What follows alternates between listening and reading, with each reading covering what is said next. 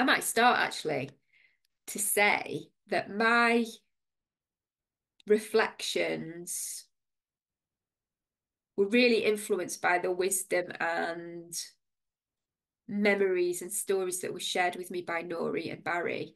But the main thing that's come from it is a deeper understanding of how powerful language is for me as a personality and my way of sort of interacting with and shaping reality. And I've probably shared with this with some of you before. Either I've told the story or you just see it because of how I am as a person. But when I when I can talk freely, I feel very at home in myself, and I think I help other people feel comfortable around me. And then that means that I can make connections, and that's what life's all about for me. If you put me in a situation where I can't articulate myself freely because I don't know the language or very little of it, it's like I feel like a completely different person and I can't access my sense of self. So that's the thing that came from it. And just a deep respect for people that are put in situations where they have to learn a language very quickly or they can't access a language, maybe because they're not, able to learn and they're busy looking after people. So that's the thing that came to me, just humility and respect. Who would like to share next?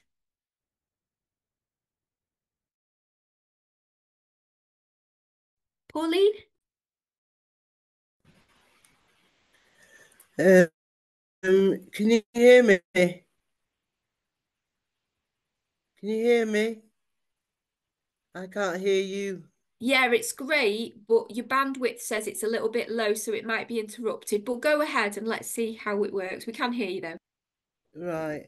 I was speaking about patois and the language my parents used, um, and how we couldn't understand all of it, but how they broke into patois whenever they bumped into a friend or people came to the house instantly.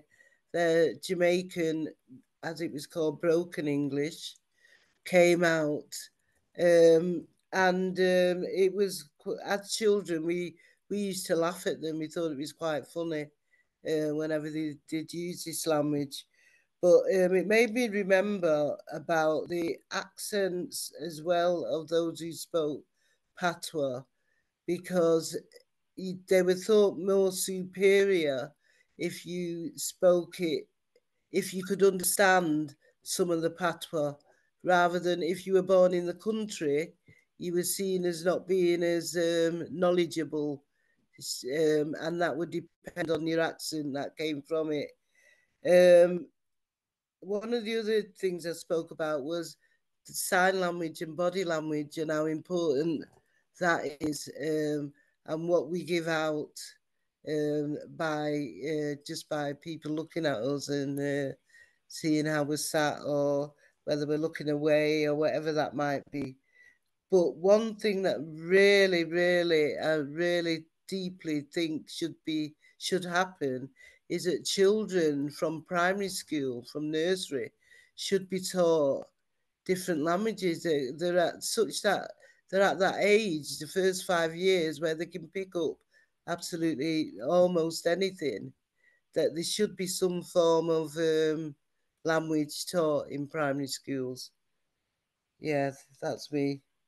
Thanks, Pauline. That was really clear and yeah, concise. Thanks so much. And it recorded great. Um, who would like to share next? Jean? Um, it's such a complex and complicated subject, and it was a very rich discussion, centering around language as a completely different to grammar or and accents were involved. And I gave a couple of examples really of my children were born in North Wales, and so my eldest child learnt to speak with a Welsh accent, even though we didn't have a Welsh accent at home. And then we moved to the borders of Lancashire and Yorkshire, where there's a very broad accent. So my daughter learnt to speak with that accent, even though we didn't have that accent at home. So that was very interesting because they were picking it up from the air, from the people around us. And the other thing that interested me was if I'm in a group of people that have a strong accent, and I use the example of a group of people from Birmingham, just because that's a strong accent, really. I find myself talking with that accent, and I stop myself doing it because it sounds as if I'm making fun of them. And it's not, I just can't help it. I kind of slip into that way of speaking. I don't know whether it's because I want to feel I'm part of the group or whatever. So that was interesting. And then my experiences with learning a different language, because I've been learning French for years, and I'm never quite sure that I'm actually any better, but I enjoy doing it, so that's okay.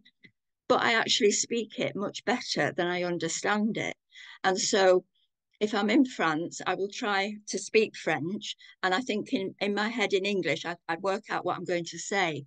But then the problem is, the better you are at speaking it, the more people think you understand. And so there becomes that problem of, actually, I'm not getting through what I want to say here because I don't understand what people are saying back to me. So it's very much about communication, and it's a tool. Language is a tool, because then you have formal language in written work, written words, and so on, poetic language, and that can be very different from the spoken language and local way of speaking. My two elder brothers and I were born in my eldest brother was born in London. My father was a Cockney all his life. So we moved to Manchester when I was 7, and I had a strong Southern accent, and the children at school used to find it amusing to get me to say things because I had a different accent. So I quickly lost that accent and quickly adopted a Manchester accent. And I was only 7, and it's easier to do it when you're that age. My eldest brother, who was born in London itself, he was 17 when we moved to Manchester, and he never lost his London accent, as my father didn't. The next one down, who was 15 when we moved to Manchester, again, he quickly lost his London accent, and I don't know why that happened, because he wasn't at school, he was working. So it's very interesting how these things change over time. And of course, as soon as we moved to Manchester, my children lost their other accents and very quickly adopted Manchester accents. I don't think they've got a particularly strong accent because they've lived in other places, but somebody from outside would immediately identify that they were from Manchester. So it's an interesting thing, but the bottom line is it's about communication and how you do that to fit in and to get your feelings and thoughts over. You adopt different ways of speaking at different times. And another example, when I first retired, I worked in a local school helping children with their reading. And sometimes it was about the mechanics of reading, but sometimes the children could read what was on the page very well, but what they couldn't do was interpret and understand the context of it. So that was language in a different form. Yeah, so that was it, really. Thanks, Jean. Lovely reflections. I'm going to ask Barry, are you ready to share? You're on mute, sorry.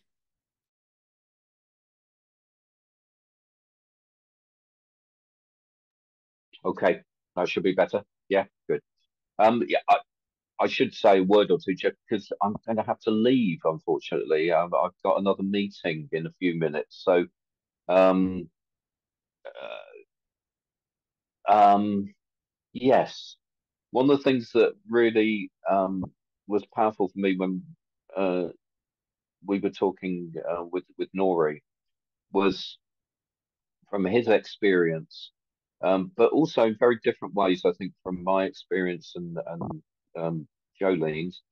We were talking in different ways about how language can be, that the power of language is something that is incredibly positive, incredibly creative, but also it's a power that can divide people, that it can separate people, that it can be a wedge between people. It can be a weapon. It can be a tool, to use Jean's words, it can be a tool that people use to attack other people.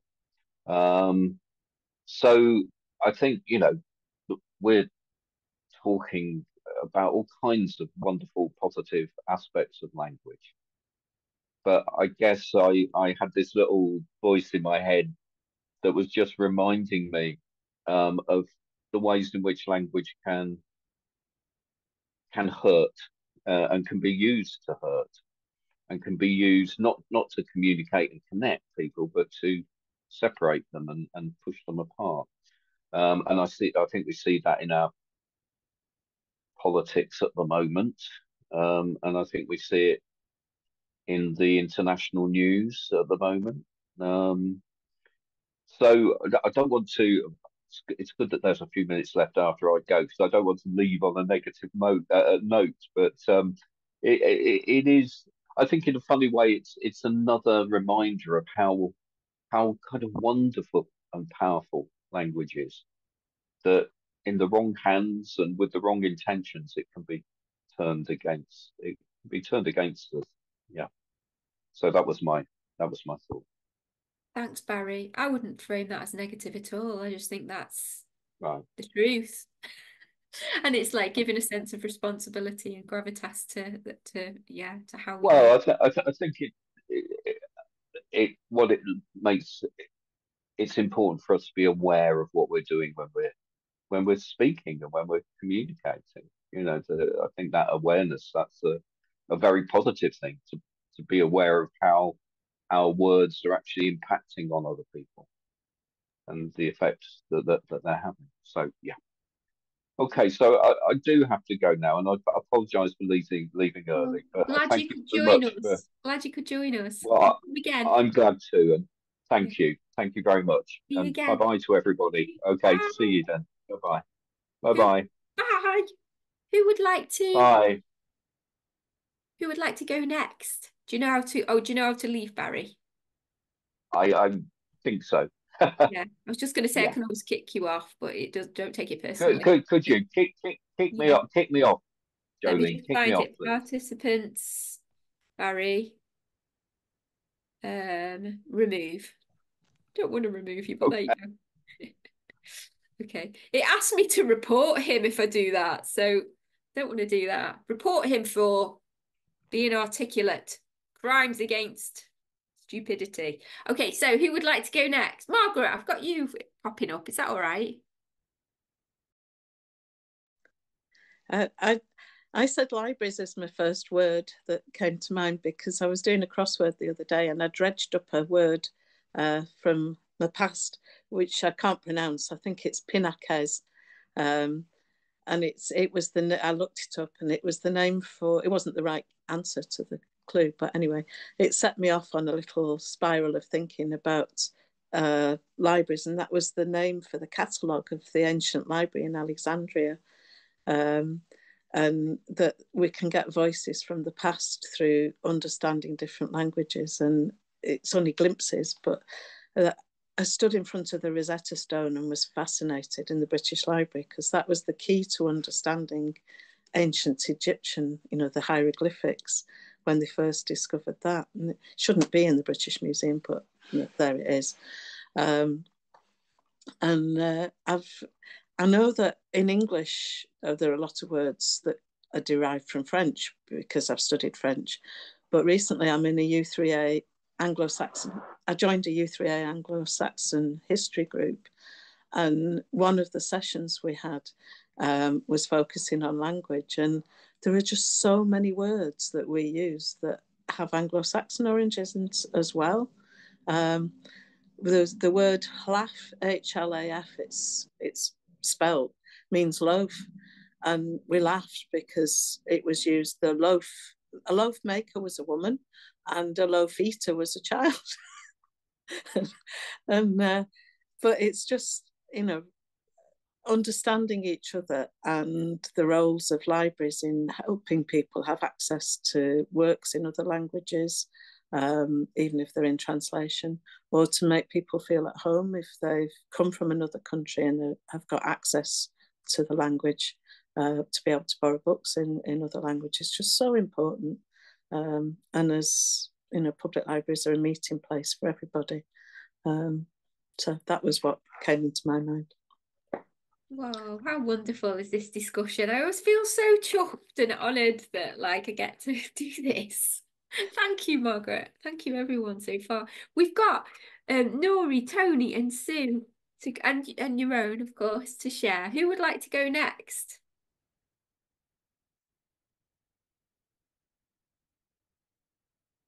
Nori, I'll ask you to unmute. Can you do that? It should notify you that I'm asking you to unmute. So can you click on the little, you know, the little microphone? It shows up in red in the bottom. Sorry, it doesn't show up in red. At the bottom left of your screen, there's a little microphone. If you click on it, it should let you talk or let you be audible, I mean. No. Okay, I can't hear you, so I'm gonna get somebody else to share and then come back to you. Is that okay? Yeah. So Tony or Sue, who's ready to go? Tony, go on.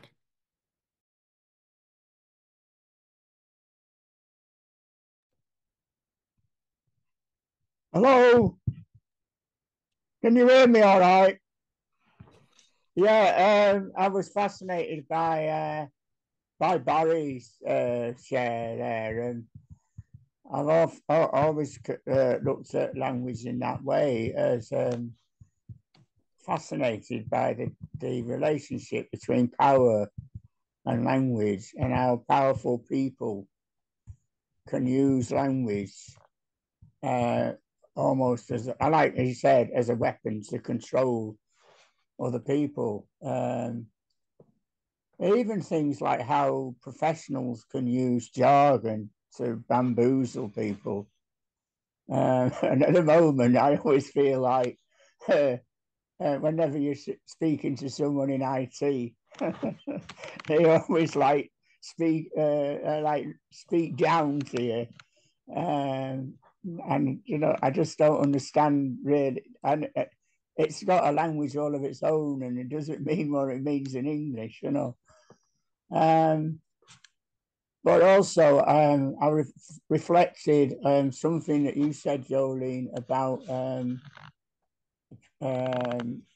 admiring people who learn language. I'm actually working with a girl at Oxfam whose first language isn't English, and how she's really working hard to improve her language skills. And she's, you know, like she's lovely with it. I know she's always asking me how to pronounce certain words. I know more also at the same time conscious that I might not be saying it, you know, because like she'll learn English with a Manchester accent. There's no harm with that. It's better that she has a Manchester accent than an American one. Sorry for any Americans present. Yeah, so that was my take on it so far. Thank you. Thanks so much, Tony. I'm sure you're a great teacher, and she'll get on the bus really because of you. That's how I say bus anyway, and you don't. Anyway, Sue and oh yeah, Nori, you can speak now. Okay, so you're off mute, so I'm going to get you to go while you. About what? Would you like to say something about your thoughts on language? Well, my experience of the language is that now here, when I'm in your gathering together, either here or the St. Margaret, I wanted to push myself very hard to understand somebody, to answer. This is the not happy time for me. It is very annoying me that why I cannot understand it, some word, some sentence, anything. This is language is the first element of the life for anybody, particularly when they are far from their home. And I'm here. My language was not bad. I was talking. My wife was talking English with other friend here, but those 1.5 years at home, nobody came here, nobody talking. I couldn't not even the television's listening or radio listening. That is the came back. And my age at the 88, at the moment, more than 88 years old, it is I tried very hard to learn and to remember the word and vocabulary to use it. This is yes. Thank you, Nori. And I will thank you, all of you, Dr. Tolerant. Nori, honestly, I don't know if I can express how much respect everybody has for you and your fierce determination in all the things you do. Yes, and so, yeah, I think you just have very high standards for yourself. You articulate yourself amazingly well. Yeah. And I know that you also want to understand and say more. I tried as much as I could to come with all of them to this way. Yes. Yeah. Well, thank you for what you share. It's always really mind expanding and heart opening for me. Sue, would you like to share? I'm gonna put you on mute now, Nori, so it doesn't flick back to your image while Sue is sharing. Yeah, I think once I can be quite brief, just really our discussion covered one memory I had of being in my 20s in Paris with about 6 other people in my same age group, not all of whom spoke English, and I couldn't speak with German, French, I don't know what else, and but we had a great lunch. Somehow we managed to communicate, and it really sort of, with the help of one or two who could pick up a few words. So and the other extreme we got to also was talking about how it can be a barrier. We were talking particularly, I suppose I was looking at it from a female angle, that and the families, and Jean mentioned where she went to families where the children had to speak for the mother because the mother didn't speak any English, from other nationalities. And so from that point of view, that would be extremely isolating for people. So it can be a really big barrier to having any connection with people, or it can be very positive when people have a will to actually get on, even though they don't know what the other person's saying.